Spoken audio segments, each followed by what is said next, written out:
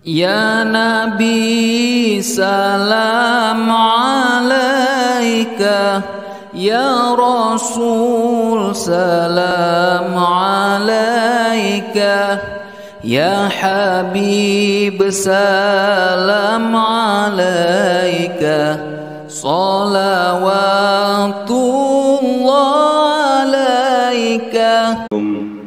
Warahmatullahi wabarakatuh. Habil kiram rahmatullah, jamaah yang dirahmati Allah subhanahu wa ta'ala. Mari sama-sama kita buka majlis ilmu kita sebagaimana biasa. Kita membaca sholawat, kita bertawassul. Mudah-mudahan kegiatan kita, kegiatan yang dirahmati dan diberkahi oleh Allah subhanahu wa ta'ala. Dan malam ini Allah subhanahu wa ta'ala mencurahkan kasih sayangnya kepada kita, dan mudah-mudahan menjadi awal yang berkah untuk kita ke depannya. Amin.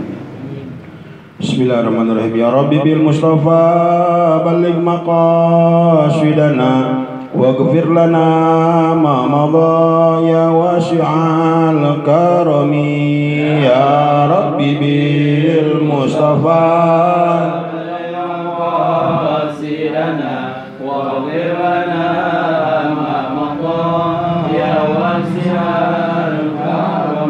علي الله بنجرى من العين رحمة تداوي كل ما بي من أمراض شاكمة. يا ربي بالمصطفى بلغ مقاصدنا واغفر لنا ما مضى يا واسع الكرم. أنت شمس أنت بدر أنت نور فوق نوري أنت إكسير وقلي أنت مصباح صدوري. يا ربي بالمصطفى بلغ مقاصدنا واغفر لنا ما مضى يا واسع الكرم. الفاتح إلى حضرة سيدنا ونبينا ومولانا محمد صلى الله عليه وسلم وعلى آله وأصحابه وأزواجه وذريته والحضرة من المسلمين والمسلمات والمؤمنين والمؤمنات الأحياء منهم والأموات من مشارق الأرض إلى مغاربها، خصوصا ثم أبلغ المرحوم Raden Subi Mbak Raden Basor, Raden almarhum Raden Lukman Danar, Nyai Mas Ratu Darmiyanti. Wa usuli mu'afarim samal Fatihah. A'udzubillahi minasyaitonir rajim. Bismillahirrahmanirrahim. Alhamdulillahi rabbil alamin arrahmanir rahim maliki yaumiddin. Iyyaka na'budu wa iyyaka nasta'in. Ihdinas siratal mustaqim. Siratal ladzina an'amta 'alaihim ghairil maghdubi 'alaihim waladdallin. Amin. Rabbi zidna ilman warzuqni fahman. Amin. Baik, silakan dibuka kitab Sulam Taufiknya. Mohon maaf lahir batin bagi yang kemarin pesan kitabnya belum sampai, jadi mungkin didengerin aja yang belum punya atau berdua-dua ya. Halaman 3, kalau saya di sini baris kedua dari bawah, 3 dari bawah. Al-awwal. Kitab Sulam Taufik yang kecil ya. Baris ketiga dari bawah, kalimatnya al-awalu. Akur ya, agak menjorok ke kanan, ke kiri. Bismillahirrahmanirrahim. Bismillahirrahmanirrahim. Al-awalu, al-qadimul, al-hayyul, al-qayyumu, al-baqi,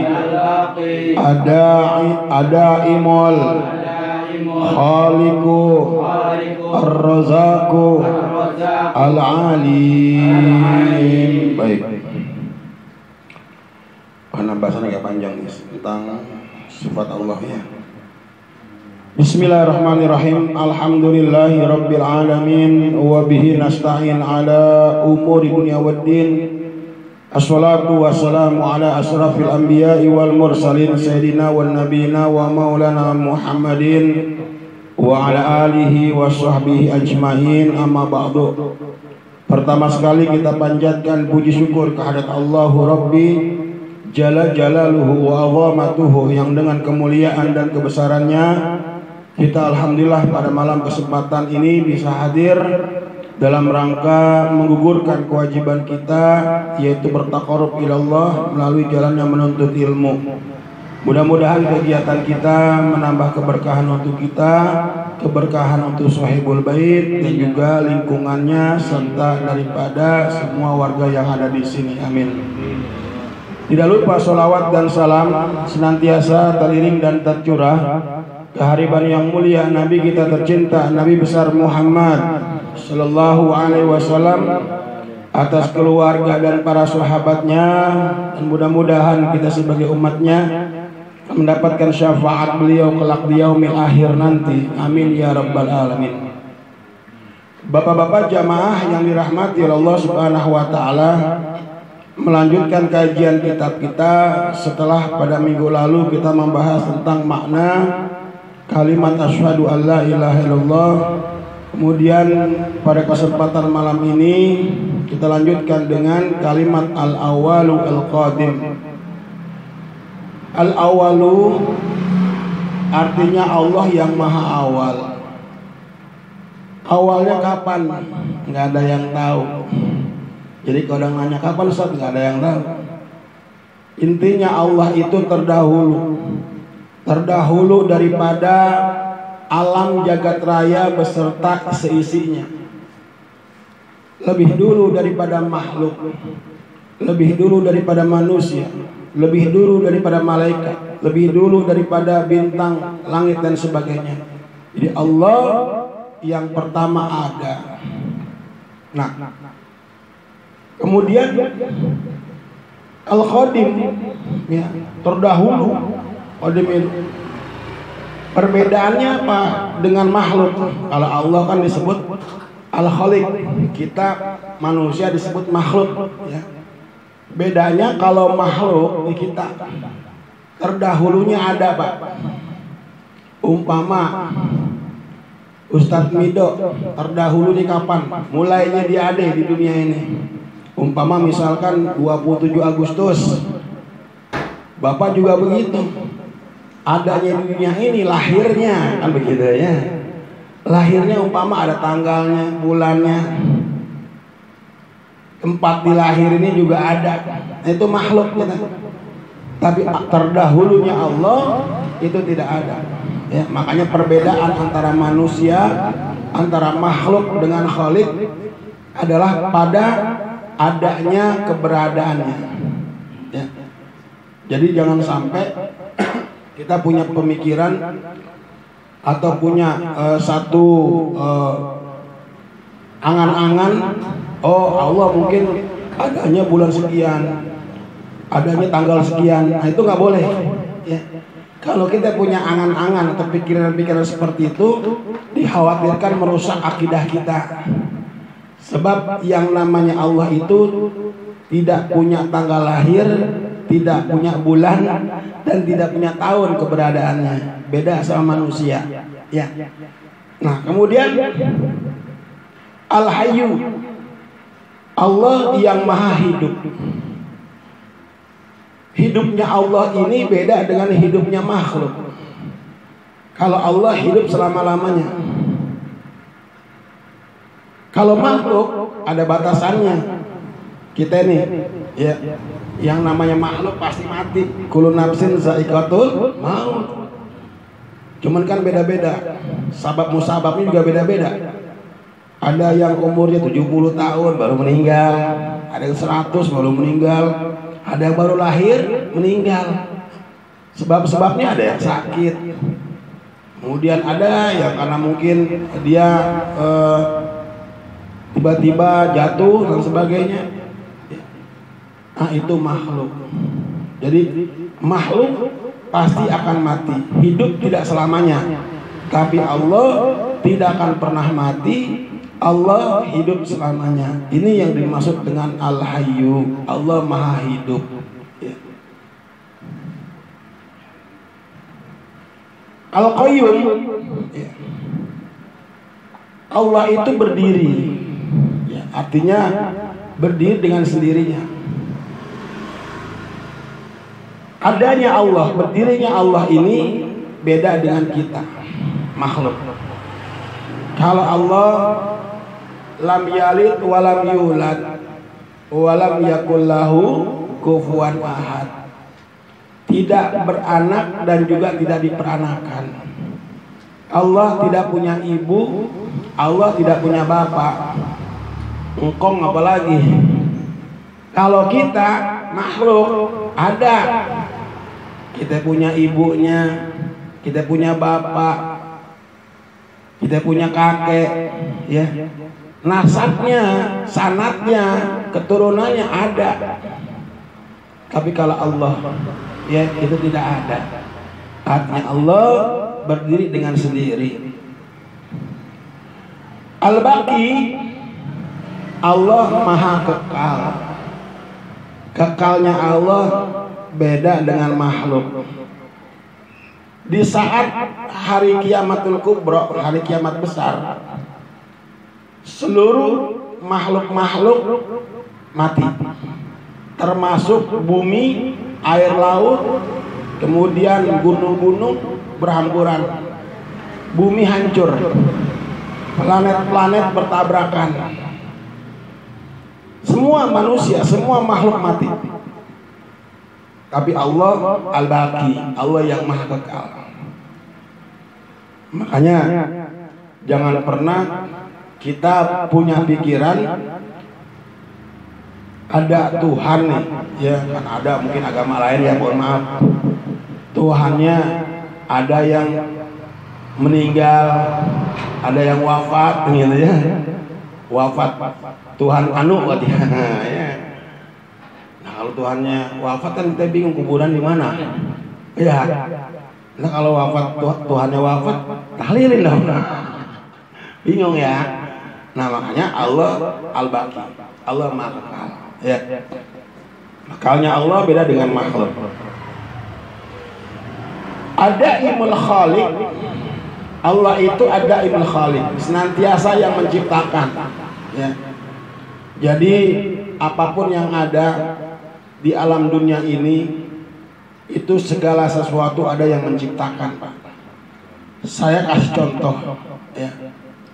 Taruhlah mungkin ini radio, ya, tentu yang menciptakan teknisi atau ahli mekanik, ahli elektronik yang menciptakan radio. Atau mungkin kusen yang menciptakan tukang ayu kan gitu ya. Kitab ini jilitannya ya, kalau kitabnya ada yang mungkin yang mengarang para alim ulama ya. Jilitan-jilitannya mungkin percetakan dan sebagainya. Ada sesuatu yang ada yang menciptakannya. Tapi bisakah makhluk itu menciptakan bumi, menciptakan matahari, bahkan menciptakan nyamuk sekalipun? Tidak ada yang bisa, kecuali Allah Subhanahu wa Ta'ala yang menciptakan alam dunia, yang menciptakan makhluk, yang menciptakan segala-galanya, itu Allah. Ar-Razzaq, Allah yang maha memberi rezeki. Rezeki ini tidak mungkin ada tanpa ikhtiar, Pak. Ikhtiar mah jalannya macam-macam ya.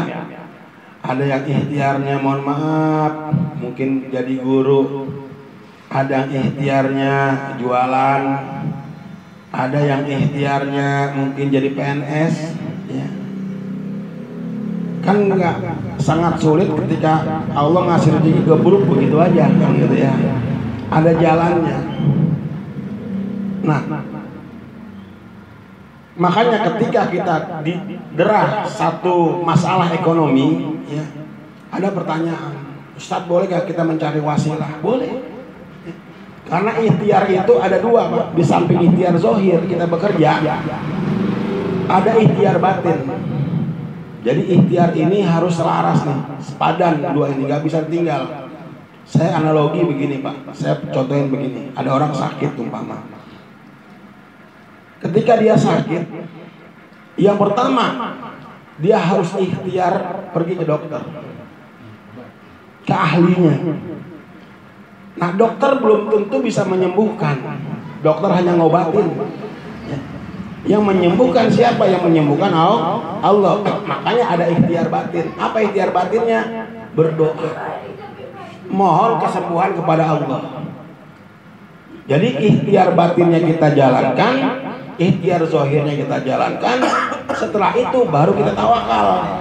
Itu ya.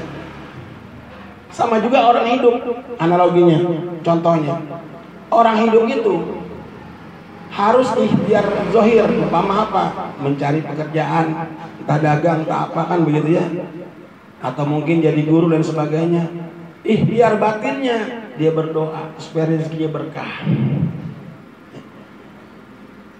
Kalau ikhtiar batin aja dia jalankan, doa mulu. Usaha kagak. Insya Allah dah 3 hari kering. Ya kan begitu ya. Lain masalah mau punya kontrakan, kayak ada orang juragan kontrakannya banyak ya. Emang udah ikhtiarnya di situ. Lain masalah dia misalkan punya usaha yang memang usahanya itu maju pesat. Dia mah di rumah tinggal ongkang-ongkang kaki, nungguin keuntungan kan begitu. Ya. Nah, ikhtiar batinnya kita mohon kepada Allah supaya rezeki kita lancar, sholat duha, tahajud mohon kepada Allah. Baca yang namanya Asmaul Husna, ya Allah, ya Fatah, ya Razak. Ya. Nah, kalau ikhtiar zahir udah kita lakukan, kerja udah pontang-panting, udah peras keringat banting tulang, pagi-pagi pulang malam. Kemudian juga ngedoa udah, ya. Apa aja di jalan udah, tahajudnya kenceng, duhanya nggak ketinggalan, Asmaul Husna dia baca, ya. Tapi kok kio-kio wae nya. Gini-gini aja ya. Disitulah kita tawakal ala Allah. Maka bertakwalah kepada Allah, berserah diri kepada Allah, tawakal kita. Karena diri ini kan kita Allah yang punya. Allah mau bikin kita kaya, terserah Allah. Silakan masuk. Allah mau bikin kita kismin, terserah Allah. Yang penting kita udah usaha. Allah mau bikin kita sakit, terserah Allah. Allah mau bikin kita sehat, terserah Allah. Yang penting kita udah ikhtiar, baik ikhtiar zahir maupun ikhtiar batin. Ya.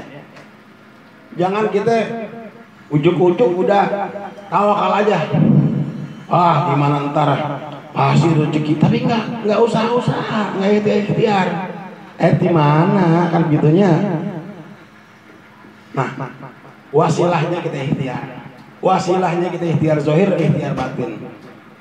Lalu ada pertanyaan, Ustadz boleh nggak kita nyari wasilah, minta doa sama kiai, sama habib? Boleh ya. Silahkan. Tapi kalau kita cari ikhtiar, lihat-lihat dulu orangnya. Kenapa? Khawatir salah jalannya. Ada orang ekonominya lagi sembelit, lagi kembang kempis, ya silakan Sadin. Dia lari ke Mbah Jambrong. Pulang kata Mbah Jambrong, ente kalau mau kaya nih, aneh 2 nih, ada pusakanya 2, tuyul. Ada tuyul 2 nih, bikin dia peternakan tuyul. Nah, kalau itu terjadi, yang pertama, memang si kaya istidraj. Ya. Yang namanya, mohon maaf Pak ya, kalau kita bersekutu dengan makhluk gaib, dengan siluman, ya, umpama ada orang, mohon maaf, ikut babi ngepet, sugihan tuyul, sugihan macam-macam dah, ya. Nah, yang pertama itu cepat kaya. Kenapa 2-3 hari kaya? Kenapa dibantu sama setan? Kalau misalkan ya itu terjadi, yang kedua resikonya iman kita tergadai, kemungkinan tumbal. Ya. Saya bandingin tuh. Ya. Kalau kita lari ke kiai, lari ke habib, misalkan nih ya, Kata Habib nih, amalin nih ya Fatah ya Rozak. Ente nanti sholat duha, ya kata Kiai juga begitu. Tapi hasilnya ini tergantung istiqomah kita, Pak. 2-3 hari seminggu belum tentu. Kenapa? Istiqomah kita diuji di situ. Jangan kita baru 3 hari kok ada hasilnya kan gitu ya. Nah kemudian yang penting adalah iman kita, tauhid kita tetap nggak tergadai. Ya. Nah, jadi jangan sampai kita salah jalan dalam mencari wasilah. Ya. Nah, jadi Allah Ar-Razzaq, Allah yang maha memberi rezeki. Rezeki itu ada kalanya rezeki yang harus dijemput, ada kalanya rezeki yang memang datang. Min haitsu la yahtasib, tidak disangka-sangka. Datang aja. Ya. Ada yang rezeki memang kita harus jemput. Saya kasih contoh begini, Pak. Ada tukang bakso. Tukang bakso memang dia biasa keliling, Pak. Keliling memang. Karena memang langganannya tempat-tempat tertentu. Tiba-tiba dia nggak keliling, rezekinya belum tentu hadir. Kenapa kagak keliling? Lain masalah sama tukang bakso itu netep, dia punya kios. Udah pada tahu udah semua. Ya udah tinggal dia netep aja di situ. Tinggal dia ngejemput tuh rezekinya. Tinggal dia di situ ngedatangin dia. Ya. Nah, jadi yang terpenting daripada semua itu bagaimana kita mencari ikhtiar kita, ikhtiar batin dan ikhtiar zahir, ya. Sebab kenapa Pak kita harus berikhtiar di dalam agama kita? Allah Subhanahu wa taala mengatakan fa ijaku dari salat fantasiru fil ardi wabtagu min fadlillah, kata Allah. Dan apabila kalian telah tunaikan salat, wabtagu min fadlillah, cari karunia Allah. Bertebaranlah kalian di muka bumi. Yang dari dokter silakan jadi dokter. Yang jadi teknokrat silakan jadi teknokrat. Yang kerja di pasar silakan kerja di pasar. Yang dagang silakan dagang. Jadi agama Islam tidak menganjurkan umatnya hanya doa, diam gelenggem nunggu duit jatuh dari genteng. Ustaz, kumaha ya? Saya kan udah sempurna tugas Ustaz. Udah sesepuh gini ya, udah nggak kuat. Minimal kalau bapak punya anak, ya punya putra putri doain, putra putri bapak. Kan kalau putra putri bapak nanti rezekinya kafah, rezekinya banyak, bapak juga kebagian. Yang penting kita jangan pernah berpangku tangan. Ya. Jadi Allah Subhanahu Wa Taala akan memberikan rezeki kepada setiap hambanya. Baik rezeki yang nggak diduga-duga, baik rezeki yang tetap. Insya Allah selama kita masih mau berikhtiar, selama masih mau berusaha, insya Allah akan ada jalannya. Beda sama ayam. Kalau ayam memang dari zaman dulu itu kalau rezekinya dapat cuman modalnya 2, patok sama ceker. Ayam kan begitu modalnya.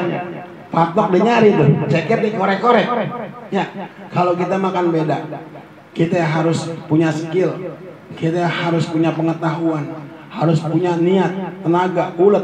Maka di situ insya Allah ada jalan. Dan Allah tidak akan pernah merubah nasib satu kaum kalau kaum itu nggak mau merubahnya sendiri. Ya. Ar-Razzaq, Allah maha memberi rezeki. Al-Alim, Allah maha mengetahui. Allah maha mengetahui bukan hanya di langit, tapi seluruh alam jagat raya. Pengetahuan Allah beda dengan pengetahuan makhluk. Allah mengatakan dalam Al-Quran, wa ma utitu minal ilmi ila qalila. Tidaklah aku berikan kamu semuanya ilmu itu kecuali dikit. Nah, yang dikit ini harus kita gali. Tapi jangan pernah kita merasa jumawa dengan ilmu yang sudah ada sama kita. Iblis gimana nggak banyak ilmunya? Ilmunya banyak. Iblis gimana nggak pinter? Iblis sangat pinter. Cuman iblis ketika dia pinter, ketika ilmunya banyak, dia sombong kepada Allah yang memberikan dia ilmu. disuruh sujud sama Nabi, sama Allah kepada Nabi Allah Adam, sujud dalam rangka hormat, iblis menolak. Kenapa? Merasa dia lebih tinggi. Adam itu Allah ciptakan untuk menjadi khalifah di muka bumi. Malaikat pada protes. Wa isqala rabbuka lil malaikati isjudu li adama fasajadu ila iblis. Suruh sujud nih malaikat termasuk iblis. Tapi iblis nggak mau, dia merasa sombong. Aba wastakbara wa kana minal kafirin. Jadi golongan iblis ini kepada golongan orang-orang yang sombong. Hikmahnya apa buat kita? Hikmahnya kalau ilmu kita banyak, jangan pernah merasa sombong di hadapan orang. Kita bisa baca Quran, jangan pernah ngecilin orang yang nggak bisa baca Quran. Ah, kamu mah cuma baca Iqra, nggak level sama saya. Jangan. Justru kita ajarin dia Iqra. Kita ajarin dia alif-alifan. Ada orang mungkin hartanya nggak banyak. Nih saya banyak nih, mobil saya mentereng. Kamu nggak level sama saya, nggak boleh, ya. Jadi apa yang kita terima dari Allah harus kita syukurin. Hidup itu kan kalau kata orang lihat nih ke bawah, Pak. Jangan lihat ke atas untuk urusan dunia. Ya. Alhamdulillah saya masih dikasih mobil sama Allah. Tetangga saya cuman motor kan gitu ya. Yang punya motor bersyukur. Alhamdulillah saya punya motor. Teman saya sepeda. Tuh, ya. Yang punya sepeda bersyukur. Alhamdulillah saya punya sepeda. Itu orang sebelah sana cuma jalan kaki jadinya. Yang jalan kaki bersyukur kakinya masih bisa jalan. Alhamdulillah kaki saya sehat masih bisa jalan. Nyari rezeki. No, coba no, orang sono no, itu lumpuh. Yang lumpuh masih harus bersyukur. Kenapa? Alhamdulillah saya masih bisa lumpuh. Coba dia udah mati no sono. Artinya apa? Harus lihat ke bawah. Ya. Tapi untuk urusan akhirat kita harus punya semangat, Pak. Wah, dibaca Quran, saya harus bisa. Ah, dia bisa ilmu fikih, saya harus bisa. Gitu ya. Jadi harus punya semangat. Nah, itu ilmu, ya. Tapi ingat, jangan pernah kita sombong dengan ilmu. Hancur kita kalau kita sombong dengan ilmu. Ilmu apapun, ya. Baik ilmu dunia ataupun ilmu akhirat ataupun ilmu agama ataupun ilmu-ilmu yang lainnya. Jangan pernah kita sombong. Sebab ada peribahasa di atas langit masih ada langit. Ya. Nah, jadi itu makna al-alim, Allah yang Maha mengetahui. Ya. Al-Qadir, ya. Allah Maha Kuasa. Kuasanya Allah ini beda dengan kuasanya makhluk, Pak. Kalau makhluk punya kekuasaan kan terbatas ya. Umpama nih ada Pak RT 15 misalkan ya. Kekuasaannya cuma di RT 15 aja. Tidak bisa dia ikut campur di RT 8, nggak bisa. Ya. Atau mungkin presiden. Ya. Ada presiden. Umpama presiden Malaysia misalkan ya. Dia hanya berkuasa di Malaysia aja. Nggak bisa dia berkuasa di Indonesia. Ya. Jadi kekuasaan makhluk itu terbatas. Tapi kekuasaan Allah tidak ada batasnya. Allah berkuasa di Indonesia, Allah berkuasa di negara manapun. Karena bumi ini kan Allah yang punya, kan gitu ya. Jadi jangan pernah kita sombong kalau kita punya kekuasaan. Ya. Jangan merasa jumawa kalau kita punya jabatan. Oh, ya aing ya cenah. Mane mah aya celata, kieu tileus ku aing cenah. Oh. Ngerti Pak, bahasa ngomong Sunda. Jadi kalau punya jabatan jangan kita saling menindas kepada rakyat. Kalau kita punya kekuasaan, ayo kita ayomi rakyat. Kan begitu, saling asih, saling asuh, saling mewangi. Kan seperti itu ya. Al-Qadir. Baik, sifat-sifat ini insya Allah mudah-mudahan bisa kita mengambil hikmah, mengambil pelajaran. Jangan pernah kita sombong, jumawa atas apa yang Allah berikan kepada kita. Insya Allah mudah-mudahan kita menjadi lebih baik. Insya Allah, amin ya rabbal alamin. Karena malam ini mau ada jarah, jadi kita singkat aja ya. Tapi tetap kita ngaji mutal hadis ya. Ya Allah wa alam bisawab. Ya Allah ya Rabbana zalamna anfusana wa ilam taghfir lana wa tarhamna lanakunanna minal khasirin. Ya Allah ya Rabbana zalamna nafusana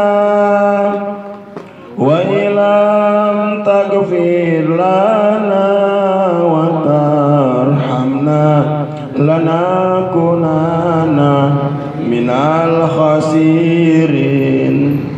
Baik, silakan dibuka kitab muatan hadisnya. Ada di hadis kedua, tapi kalimatnya agak ke tengah. Wanzur ma yu'zibu uzunaka. Betul ya? Halaman 3. Halaman 3. Hadis kedua. Hadis kedua. Wanzur agak ke tengah.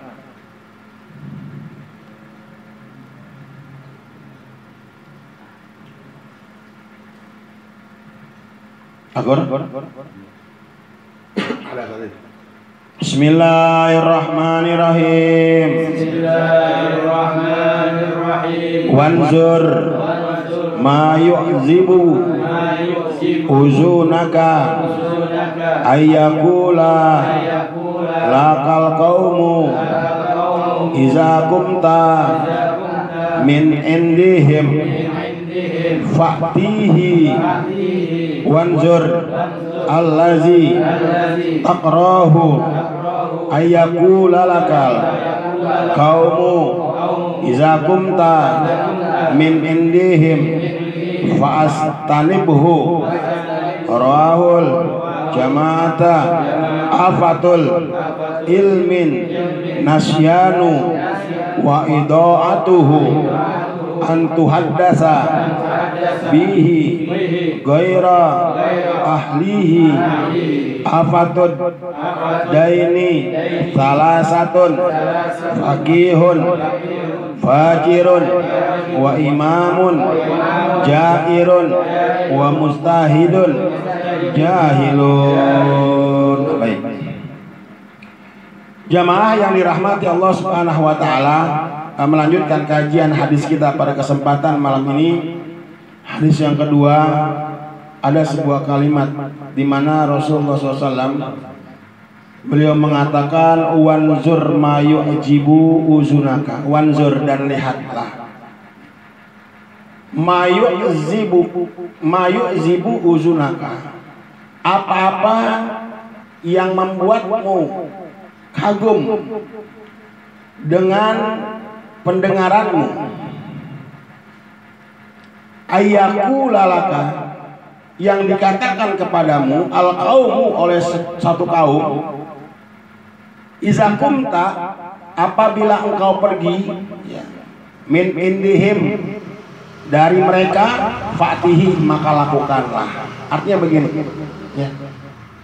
Kita diperintahkan Nabi wanzur, untuk memperhatikan, untuk melihat, memperhatikan ma yu'zibu uzunaka, apa-apa yang didengar oleh kita, dan yang didengar itu dari ucapan satu kaum atau satu orang, boleh ya. Di mana izakum tamin indihim, jika kamu pergi dari mereka, fatihi, maka lakukanlah perkataan yang baik. Jadi kalau misalkan ada satu kaum melakukan sebuah ucapan yang baik melalui telinga kita, kita dengar melalui telinga kita, kemudian kita pergi dari kaum itu dan ucapan itu baik, fatihi, kata Nabi, maka lakukanlah. Saya contoh begini Pak, umpama Bapak hadir di sini nih, ya. Ada ucapan yang baik, hadir di sini ucapan yang baik. Contoh misalkan perintah beramal ma'ruf nahi munkar. Contoh misalkan untuk sering menuntut ilmu, kan itu ucapan yang baik. Maka ketika kita pergi dari mereka, kata Nabi, ya, iza kumta, kau pergi dari mereka, ya, fatihi, maka lakukanlah ucapan yang baik itu. Oh, tadi saya dengar tuh ada pengajian nih, contoh nih ya, ada pengajian, saya dengar ada perintah untuk sholat, kan baik, lakukanlah. Oh, tadi saya dengar katanya baik kalau bersedekah, lakukanlah. Tadi saya dengar ada perintah untuk tidak boleh minum keras, misalkan ya, oh, itu baik. Kita harus tinggalkan yang namanya minuman keras itu, kan begitu ya.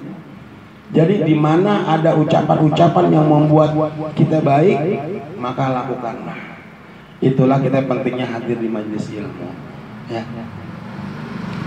Nah kemudian kata Nabi, wanzur alladzi takrahu ayyakula lakal qaumu iza qumta min indihim fastanibuhu. Wanzur, dan lihatlah, perhatikanlah ya. Alladzi yang takrahu, kamu benci dari ucapan itu ya. Ayyakula laka, di mana ucapan itu mereka perdengarkan kepada kamu ya. Al qaumu, oleh satu kaum, iza qumta, apabila kau pergi, min indihim, dari mereka, fastanibu, maka jauhin. Ini ucapan-ucapan buruk ya. Takrahu, ucapan yang kamu benci, yang gak suka. Contoh misalkan kita lagi ngobrol-ngobrol nih ya, di satu kaum, tiba-tiba itu kaum ngobrolinnya hal-hal yang jelek, gibah sana, gibah sini, hasad sana, hasad sini ya. Ketika kita tinggalkan itu kaum, fastanibu, tinggalin apa yang mereka ucapkan. Artinya jangan ikut-ikutan ngegibah, jangan ikut-ikutan hasad, jangan ikut-ikutan berita-berita hoax gitu ya. Jadi intinya ketika kita hadir pada satu kaum, pada satu masyarakat lah seperti itu ya, masyarakat itu ngucapin yang baik, kita ikutin. Masyarakat itu ngucapin yang buruk, kita harus tinggalin. Intinya seperti itu ya. Jadi kita harus bisa memilah dan memilih dalam hal yang namanya ucapan-ucapan yang baik ya. Kalau baik kita ikutin, kalau buruk kita tinggalkan ya. Kemudian yang ketiga, kata Nabi, hadis ketiga, rawahul jamaah, ini hadis riwayat Imam Jamaah. Afatul ilmi nasyanu, penyakitnya ilmu, kata Nabi nih ya.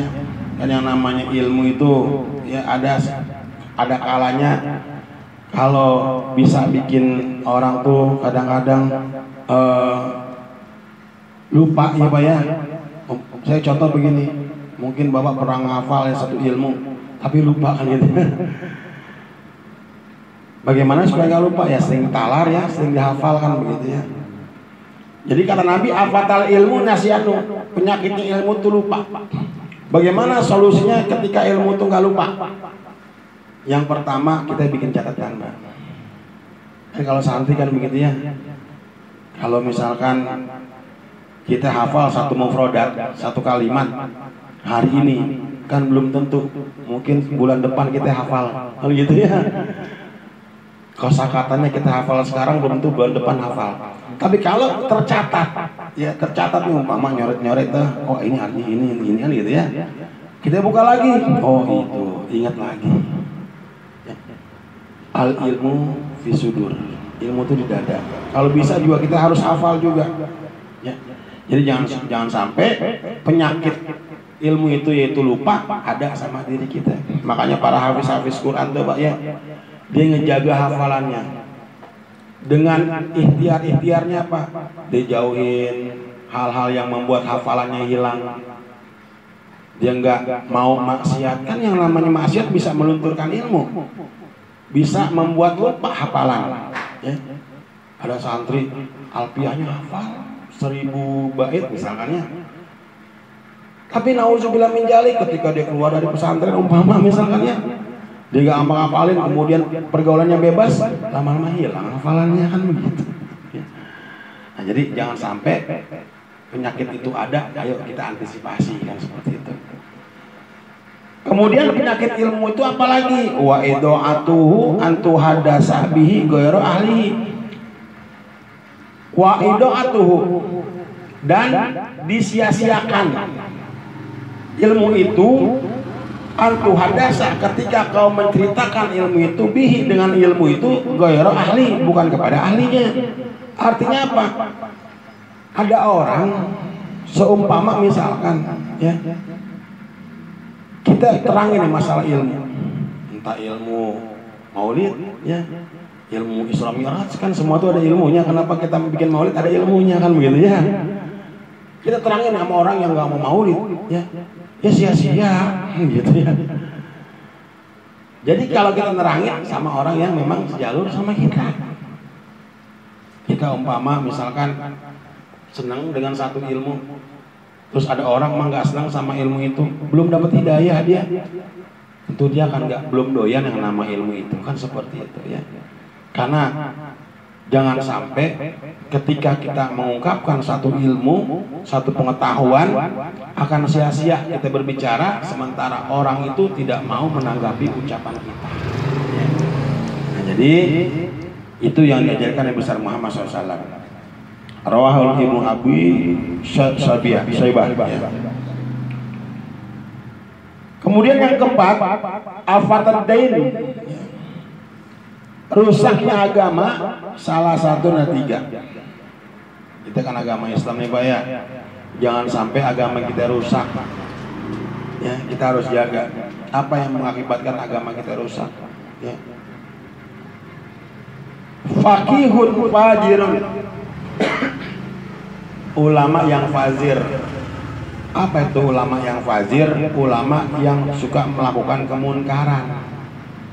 Emang ada Ustaz? Ada. Pak, mohon maaf ya. Nanti kan di surga itu macam-macam orang. Yang namanya di neraka juga macam-macam orang. Kan nggak semua Ustadz masuk surga kan gitu ya. Ada kalanya Ustadz yang mungkin dia nggak menjalankan agama ya, dia masuk neraka dulu kan, seperti itu ya.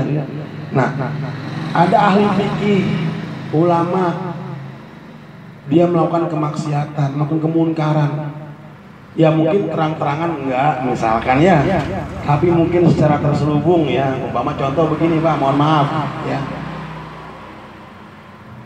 datang kepada ulama itu, panitia maulid misalkan ya, maaf Kiai katanya, Kiai mau gak saya undang ceramah? Oh mau katanya. Kata Pak Kiainya, tapi nanti saya minta 10 juta ya katanya. Nah itu kan yang gak boleh kan ya, udah melakukan yang namanya agama tuh gak pantas kalau dikomersilkan kan, seperti itu ya. Kecuali dalam masalah hal, misalkan diundangnya jauh, misalnya ke luar negeri, ongkosnya bolak-balik 10 juta aja wajar kan, seperti itu ya. Nah, di luar kewajaran nggak boleh ya. Nah, jadi jangan sampai agama itu sebagai komoditas ya. Kemudian wa imamun jair, pemimpin yang zalim. Kalau jadi pemimpin, makanya kita lihat bagaimana Khalifah Umar bin Abdul Aziz dan Khalifah Umar bin Khattab, juga Khalifah Sayyidina Ali Zainal Abidin. Ini tiga-tiga khalifah semua nih Pak. Ya. Khalifah Umar bin Khattab ya. Begitu malam tiba, dia cek deh di pinggiran-pinggiran kota Madinah, gang-gangnya ya, ada nggak rakyatnya yang kelaparan. Begitu juga Sayyidina Umar bin Abdul Aziz, begitu malam tiba dia cek, dia masuk kampung-kampung ya, dia cari lahirnya kelaparan. Sayyidina Ali Zainal Abidin juga begitu. Sayyidina Ali Zainal Abidin ini cicitnya Rasulullah ya. Nah, ketika dia jadi khalifah seperti itu, ketika dia dapati ya sama Sayyidina Ali Zainal Abidin ini ya, rakyatnya kelaparan, dia pergi ke Baitul Mal, dia ambil gandum ya, dia panggul dengan pundaknya sendiri ya. Dipunggul pundaknya, diberi kepada orang yang membutuhkannya. Nah, kalau pemimpin sekarang mungkin musim-musim pemilihan doang begitu kali ya. Setelah udah jadi udah lupa dah ya. Nah, jadi itulah ciri pemimpin. Kita harus open, peduli sama rakyat. Jangan pemimpinnya senang, rakyatnya kelaparan. Jangan pemimpinnya mewah, rakyatnya susah. Ya. Nah itu disebut imamun fajir, imamun jair, pemimpin yang zalim. Oh, pemimpinnya kaya tapi rakyat susah. Ya, sana sini ya. Kemudian yang terakhir yang menjadi rusaknya agama itu wa mustahidun jahilun. Mustahid yang jahil, yang bodoh. Mustahid ini orang yang beristihad Pak ya, yang menentukan satu hukum. Kita kalau mau beristihad satu hukum boleh nggak? Boleh, tapi syaratnya berat Pak. Yang pertama dia mesti hafal banyak ayat Quran, hafiz. Dia banyak hafal hadis, dia banyak hafal kitab-kitab, ya. Kemudian juga ilmu fannya dia kuasai. Dia baru boleh beristihad dengan pendapatnya. Ya. Kalau dia beristihad dengan tanpa pendapatnya, berarti dia beristihad tanpa ilmu. Ini yang menjadi penyakit. Ya. Makanya jangan kita keluar dari jalur ulama-ulama kita. Ya. Makanya alhamdulillah di Indonesia ini dibentuk yang namanya Majelis Ulama Indonesia. Untuk apa? Untuk tempat kita bertanya. Ulama-ulama kita lah yang nanti beristihad tentang keilmuan-keilmuan. Jangan kita ilmu orang, Quran kagak bisa, kemudian hadis juga kagak ada yang hafal. Kita beristihad sendiri. Lebaran besok hari Jumat katanya. Loh kok Jumat katanya? Setelah aing cenah. Jadi tanpa ilmu ya. Mau lebaran Minggu, mau lebaran Sabtu ya terserah. Kalau dia punya ilmu. Kan gitu ya. Kan ada yang ru'yat, betul hilal, ada yang metode hisab kan seperti itu. Nah, itu ada ilmu masing-masing, biarlah ya yang menentukan yang punya ilmu. Kita mah ikutin yang penting mereka dengan ilmunya ya. Baik, jangan sampai kita beristihad dengan tanpa ilmu ya. Wallahu a'lam bishawab. Hadis diriwayatkan rawahu Dailami an Ibnu Abbas, diriwayatkan oleh Imam Ad-Dailami dan Imam Ibnu Abbas radhiyallahu anhu. Wallahu a'lam bishawab. Bismillahirrahmanirrahim. Astagfirullahaladzim. Allahumma sholli ala sayyidina Muhammadin al-Fatih lima ughliqa an-nasiril haqqa bil haqqi wal hadi ila siratikal mustaqim wa ala alihi wa sahbihi haqqa qadri wa miqdaril azim. Allahumma rizqan katsiran mubarakan wa ilman nafi'an wa amalan mutaqabbala. Allahumma anfa'na bima 'allamtana ya Allah bi barakati sayyidina Muhammadin sallallahu alaihi wasallam. Allahumma rabbana atina fid dunya hasanah wa fil akhirati hasanah wa qina azabannar walhamdulillahi rabbil alamin wa afu minkum. Assalamualaikum warahmatullahi wabarakatuh.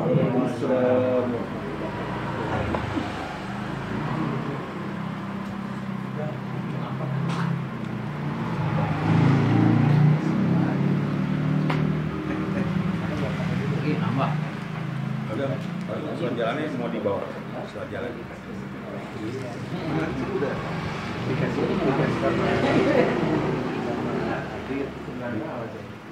tahun baru ya nggak tahu pasti di dia buat di Kementerian Sosial di masyarakat ini kan programnya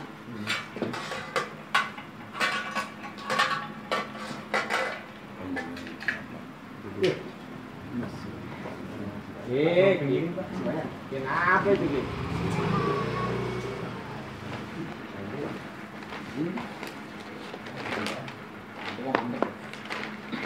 Dari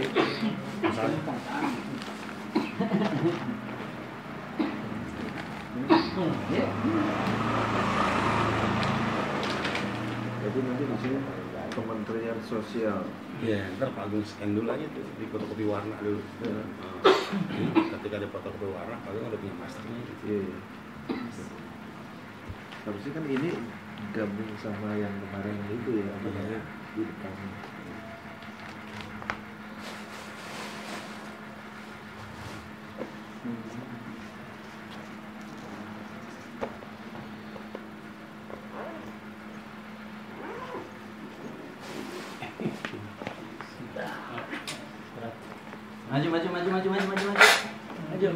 Maju.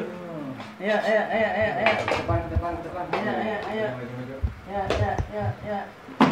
Tuh, samping. Naga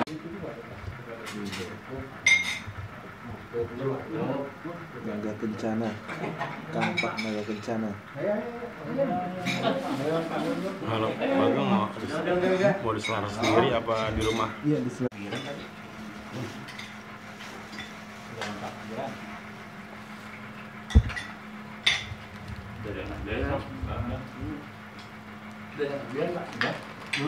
Wah, ada banyak. Tampilannya ada lah. Cuma satu ini. Iya. Ada.